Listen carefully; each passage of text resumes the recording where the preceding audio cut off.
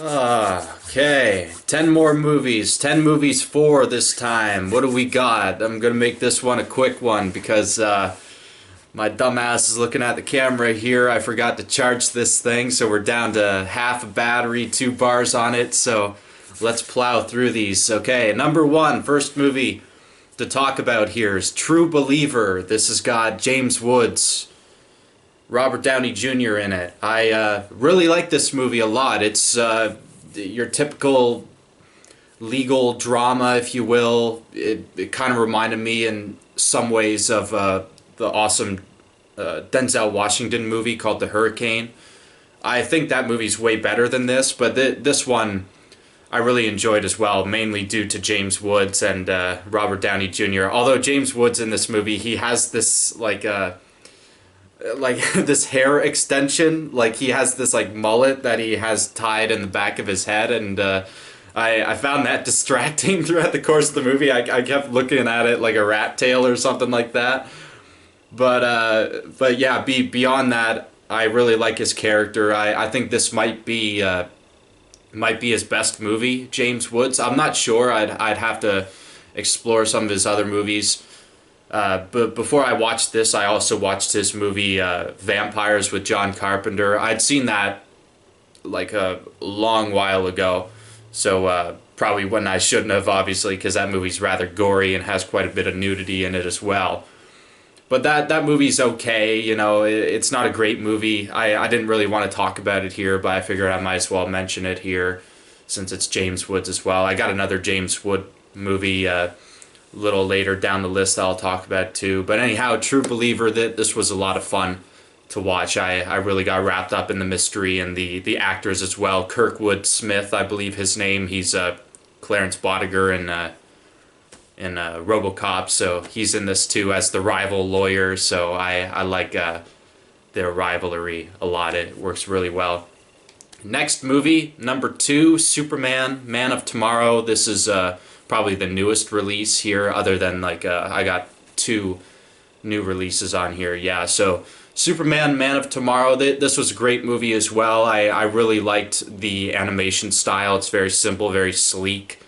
The voice cast in here is brilliant as well. You got Zachary Quinto as Lex Luthor. You got Alexandria Daddario, I believe her name is Alexandria Daddario or something like that. I don't know, but I like her a lot.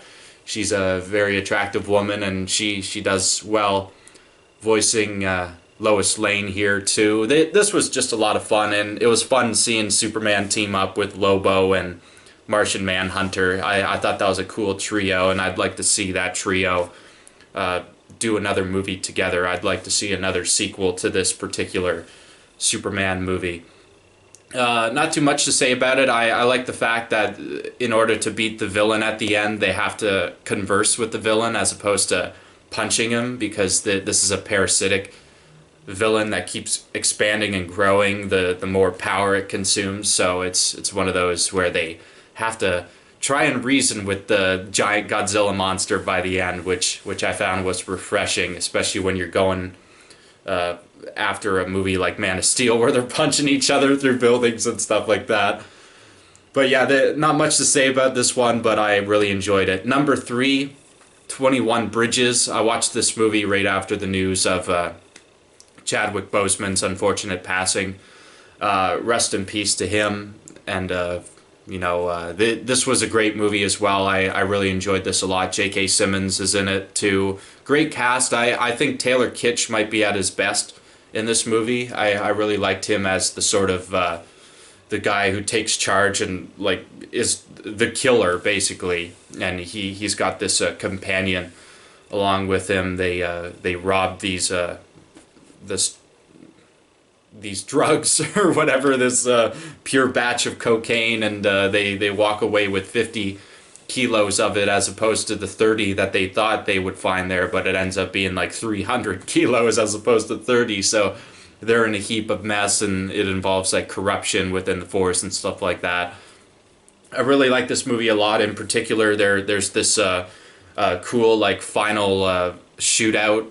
Like it's nothing really fancy, but I like the ending move that Chadwick Boseman does to eliminate the bad guy. It's really cool how they go through the wall and stuff like that with their bullets, and I like the final move. It almost reminded me of in that movie Warcraft, how that movie ends, like the final battle is literally just he slides on his knees and he just like swings the sword through the guy's lower half, and it's such an effective way to dispatch a villain like that. And this had a similar action sort of sequence in regards to taking out the final bad guy. So anyhow, 21 Bridges, this was another good movie.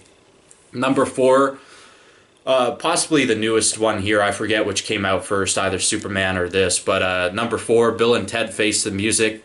This was a lot of fun. It's obviously imperfect. You know, none of the Bill and Ted movies are really known for their intricate plotting and whatnot. The time travel is a mess. Like, if you try to think about it too much, it's just like, what? That doesn't make sense. But I think this was a pretty damn good movie. The ending's a bit too abrupt, in my opinion. I would have liked an epilogue. I also would have loved to have seen Pam Grier in this movie. She basically was Rufus in Bogus Journey, so I was expecting her to be in this in some capacity, so that was kind of a disappointment. Part of me kind of wants them to do a 4th one after seeing how this one ends, because it's just like, you know, and I wouldn't be surprised if they're trying to push the idea of these daughters having their own franchise. I wouldn't mind that, because I really like the daughters in this. I thought they did a terrific job, the both of them.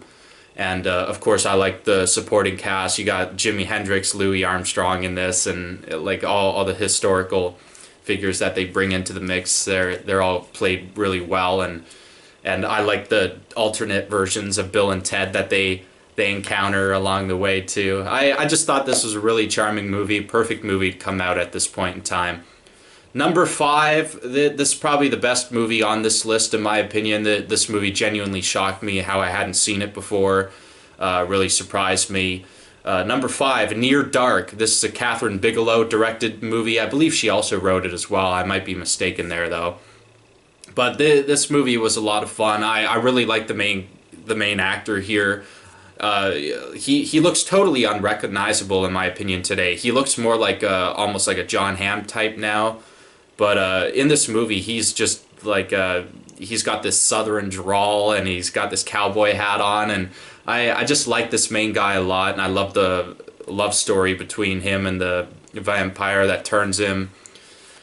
And especially Bill Paxton, Lance Hendrickson. This got a lot of in common, a lot of stuff in common with the first Terminator movie. It almost reminded me of like Terminator, but instead of robots, it's about vampires. There's this awesome sequence at the end involving a big rig truck and Bill Paxton, and he gets like half his face mangled and broken and stuff, and he's just punching through the hood of this truck, and it's such a terrifically well-directed scene, and I thought this movie was wholeheartedly brilliant. I loved it. The whole story about the father and daughter trying to find this main character here, I thought that was charming, and I loved this cast. I loved everything about this movie, and yeah, it's probably my favorite vampire movie now. I gotta say, I can't think of, right after watching it, I was trying to think of all the other vampire movies that I'd seen, and I don't think any one of them comes anywhere near as close as this movie, in my opinion. This was just such a fantastically entertaining movie. I give it my highest recommendation, Near Dark. If you haven't seen it like myself before this, definitely give it a watch. Next movie, number 6, this is called Dead Heat. This has got Treat Williams, Joe Piscopo in it, Darren McGavin as well. Great cast here. I like this movie arguably just as much as Near Dark, but it's a different kind of movie. This is very much a B movie. Very much a comedy horror movie, so if you like comedy horror movies, I'd highly recommend this one. I think this is a very underrated movie that got a thrashing from the critics for no good reason, quite honestly. I was looking at some of the harsher reviews, like 0 out of 5 somebody gave this, and I'm just like, what? Come on, like for the effects alone, like especially like during the climax, like when Treat Williams comes out and like he goes atop this motorcycle and he's missing half his face. It's almost similar to Near Dark in that it almost reminded me of a Terminator-esque sort of T-1000 moment where he's just being this badass zombie cop guy and he's just driving to the final confrontation. It's such a fun movie. Joe Piscopo and Treat Williams, they have such great chemistry with one another. And I thought this movie was charming. I loved all the creature effects and the makeup and stuff like that.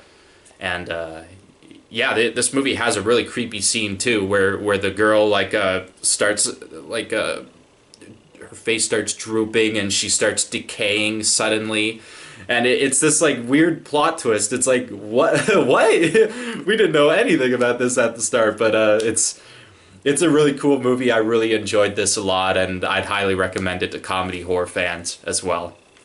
Number 7, With Nail and I. This movie was a bit of a disappointment because this got like pitch perfect reviews basically on Rotten Tomatoes, 94% for both audiences and critics.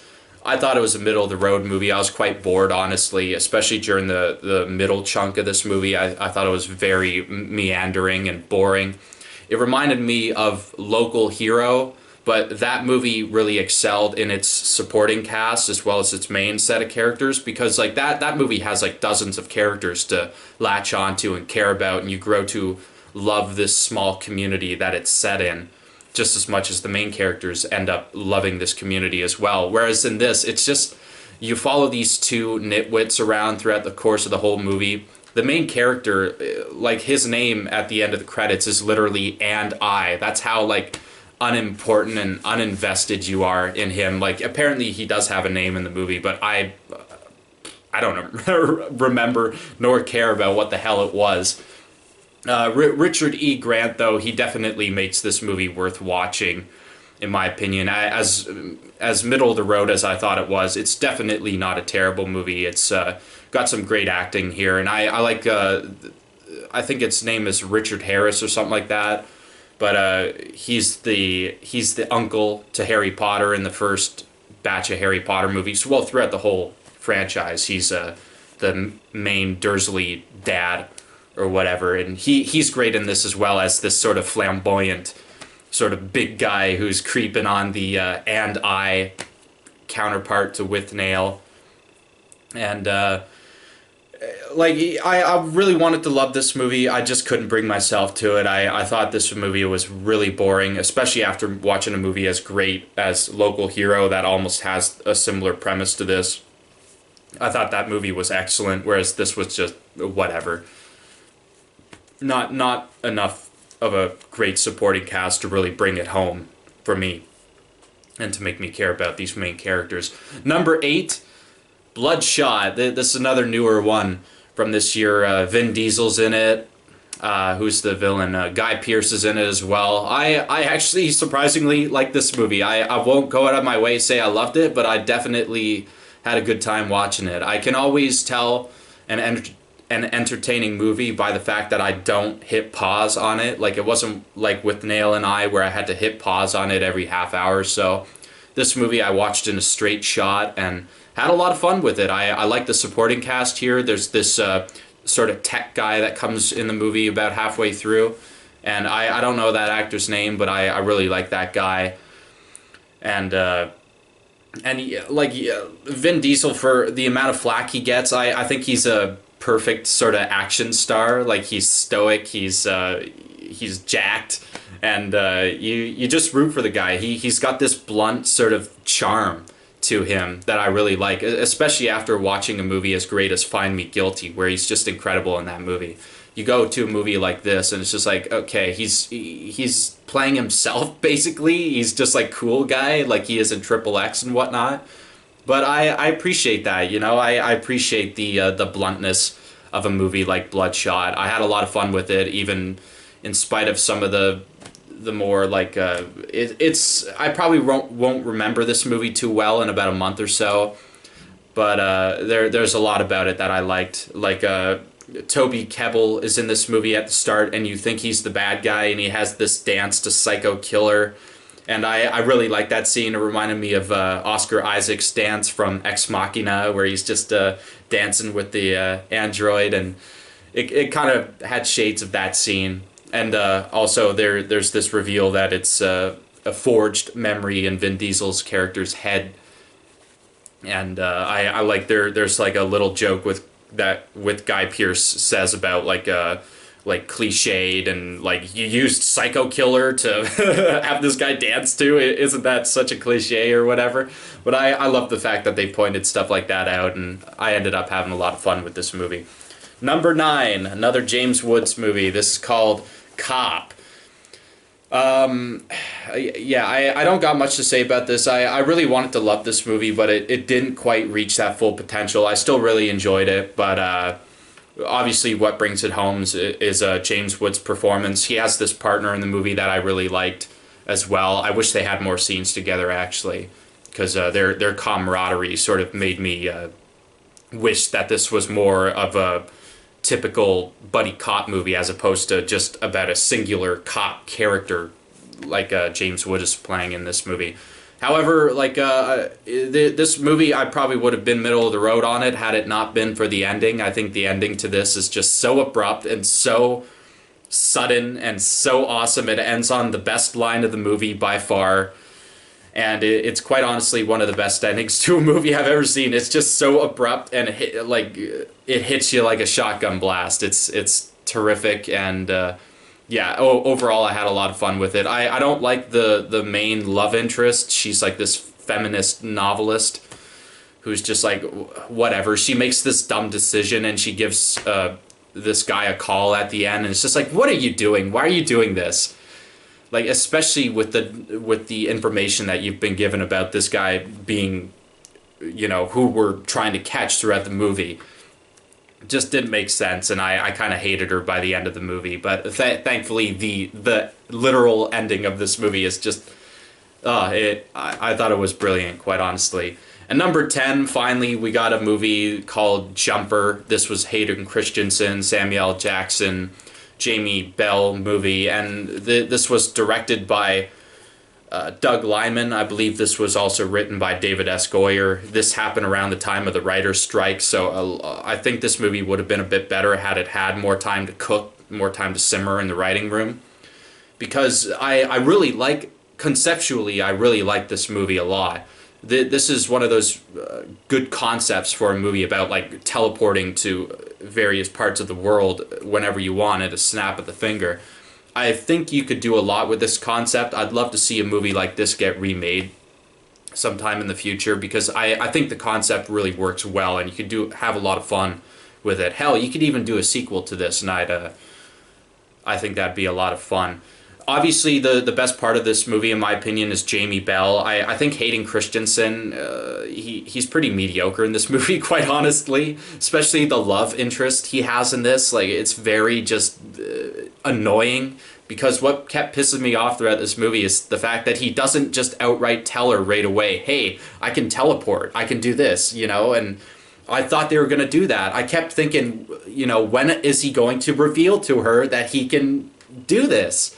Because this is cool, and it could have led to some cool romance sequences between the two. But instead, they have no chemistry, and the whole time you're just frustrated with the fact that he won't just tell her, hey, I can do this, and isn't this cool? Let's have fun with this power of mine.